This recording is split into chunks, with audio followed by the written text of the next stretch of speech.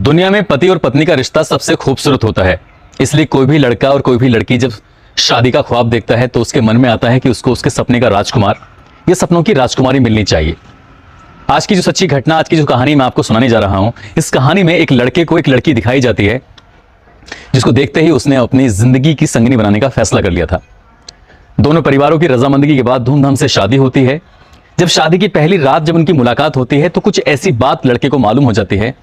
फिर उसके बाद वो सुबह के होने का इंतजार कर रहा था सूरज के निकलने का, ताकि सूरज के निकलते ही वो अपने घर वालों से, परिवार वालों से बात कर सके और इस रिश्ते को हमेशा हमेशा के लिए खत्म कर सके, जिसने कुछ ही टाइम पहले उसके साथ जीने मरने की कसमें खाई थी। ऐसा क्या हुआ था जो इस रिश्ते को वो तोड़ने पर उतारू हो चुका था।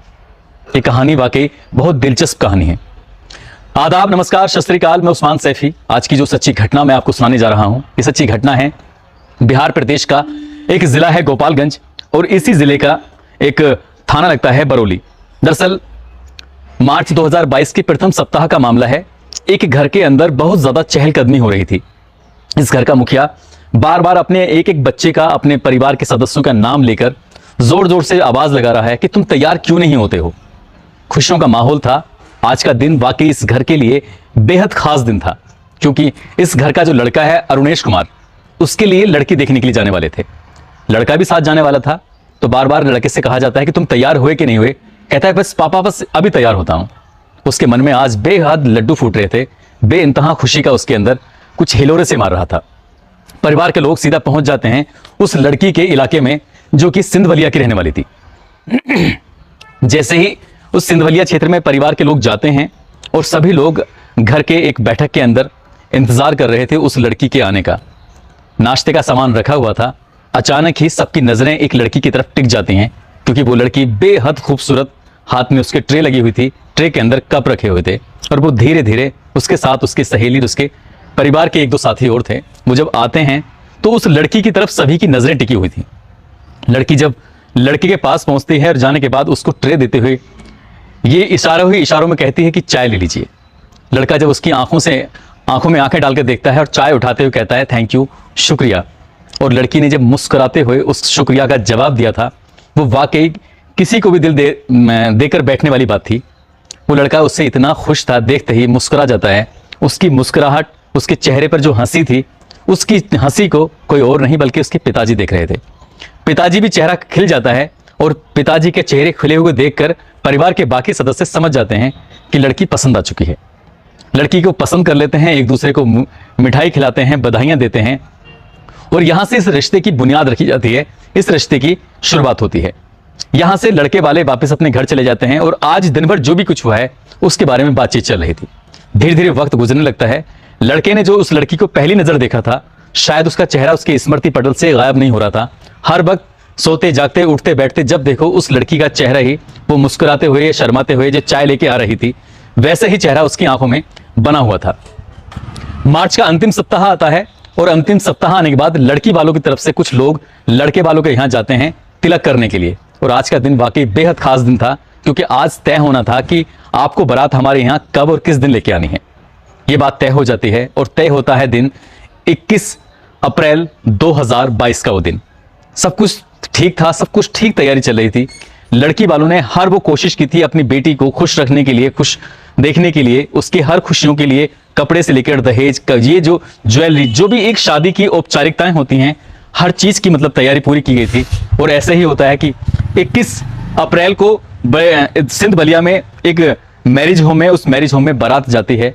और बारात जब जाती है तो दूल्हे के दोस्त, उसके परिवार के लोग, डीजे, ये सब कुछ होता है, और बड़ी खुशियों के गीत भी गाए जा रहे थे। लोग धूम मचा रहे थे, नाच रहे थे, गा रहे थे। शादी धूमधाम से होती है।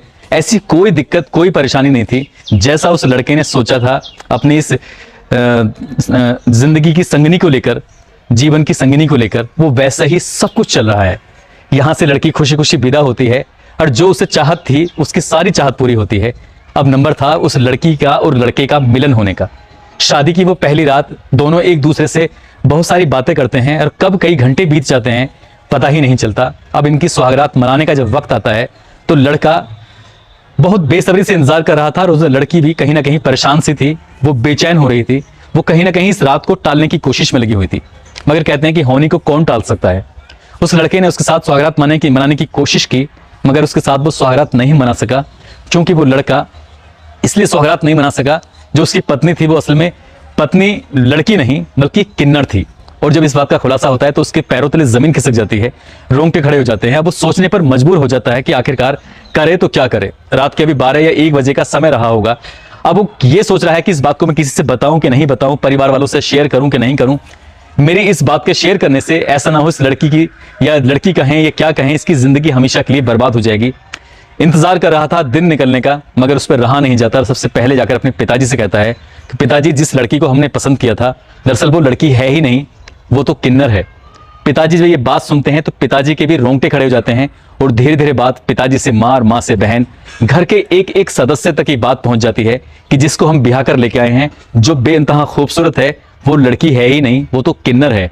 ये बात अब घर परिवार के अंदर नहीं थी बल्कि आसपास के लोगों तक पहुंच चुकी थी। घर के अंदर अभी मेहमान जुटे हुए थे। बात धीरे धीरे लड़की वालों तक पहुंच जाती है। लड़की वाले लड़के वालों से कहीं ज्यादा मजबूत, पैसे में भी या रुतबे में भी हर तरह से मजबूत थे। लड़की वालों को जब खबर दी जाती है तो लड़की वाले भी हैरान थे, क्योंकि उनको भी नहीं मालूम था कि जिससे उन्होंने शादी की है, जिसकी वो उन्होंने जिंदगी भर उसको रख के अपने घर में पाला है, वो लड़की नहीं है बल्कि किन्नर है। अब लड़की वालों को यकीन नहीं होता है। अब बात पंचायत तक पहुंच जाती है। पंचायत तक पहुंचने के बाद सीधा थाने जाती है, लेकिन पुलिस भी इस मामले में कुछ नहीं करती। इसलिए लड़का अपने पिताजी को लेकर सीधे पहुंच जाता है सीजीएम कोर्ट में।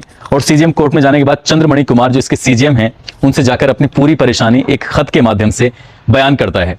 उसके बाद वो कहता है कि मुझे लड़की वालों ने 7 लोग हैं, इन्होंने मुझे धोखा दिया है, मेरे साथ छल किया है। जो एक नए रिश्ते की, एक शादी की बुनियाद रखी है, वो झूठ पर रखी है। वो जानते थे कि ये लड़की नहीं बल्कि किन्नर है।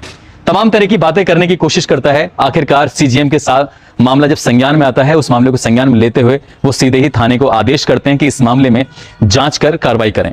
फिलहाल पुलिस के ने लड़की वालों के 7 लोगों के खिलाफ मुकदमा दर्ज कर लिया है। इस लड़की का मेडिकल परीक्षण भी कराया जाना है। बहुत सारी ऐसी चीज हैं जिससे ये पता निकाला जाएगा कि ये वाकई लड़की है, ये किन्नर है। इसके लिए हो सकता है कि लंबा समय भी बीत जाए, मगर प्रथम दृष्टया लड़के की बात माने या लड़की की बात माने तो कहीं ना कहीं ये रिश्ते में खटास पैदा होने की वजह ही उस लड़की का किन्नर होना ही पाया गया है। अगर ऐसा नहीं होता तो शायद इन दोनों के बीच में कभी रिश्ते में मनमुटाव नहीं होता, क्योंकि ये जो रिश्ता लगा है वो दोनों ही परिवारों की सहमति के साथ लगा है। कहते हैं किसी भी रिश्ते की बुनियाद अगर झूठ से रखते हैं तो वो रिश्ते कभी भी कामयाब नहीं होते, और इस रिश्ते की बुनियाद भी झूठ की बुनियाद से ही शुरुआत की गई थी। इसलिए इस रिश्ते को टूटने में ज्यादा वक्त नहीं लगा। शादी के महज कुछ ही घंटों बाद ये रिश्ता टूट चुका है। हालांकि टूटने की बात कानूनी प्रक्रिया के बाद ही टूटेगा, क्योंकि कोर्ट इसमें आदेश देगा कि इसमें रिश्ता रखना है या नहीं रखना है, तलाक होना है या नहीं होना है। भविष्य में क्या होगा ये भविष्य के गर्भ में छिपा हुआ है, लेकिन लड़के के साथ जो हुआ है शायद वो अपनी पूरी जिंदगी इस वाक्य को, इस मंजर को, इस दृश्य को भुला नहीं सकता जो उसने अपनी आंखों से देखा है। अगर लड़की को ये मालूम था कि वो लड़की नहीं है, ये सामान्य रूप नहीं है उसका, तो उसे अपनी माँ से, अपने परिवार के सदस्यों से बतानी चाहिए थी। इतना सब कुछ होने के बाद भी 2 परिवारों की न केवल बदनामी हुई है, बल्कि ये बात जब सोशल मीडिया पर, अखबारों के माध्यम से जब लोगों तक पहुंचती है तो उस परिवार की बेहद बदनामी होती है। दोस्तों, इस कहानी को, इस किस्से को सुनाने का उद्देश्य किसी को परेशान करना नहीं है, किसी का दिल दुखाना नहीं है, बल्कि आपको जागरूक करना है, आपको सचेत करना है। आप जहां भी रहें अपना ख्याल रखें, सुरक्षित रहें। जय हिंद, जय भारत।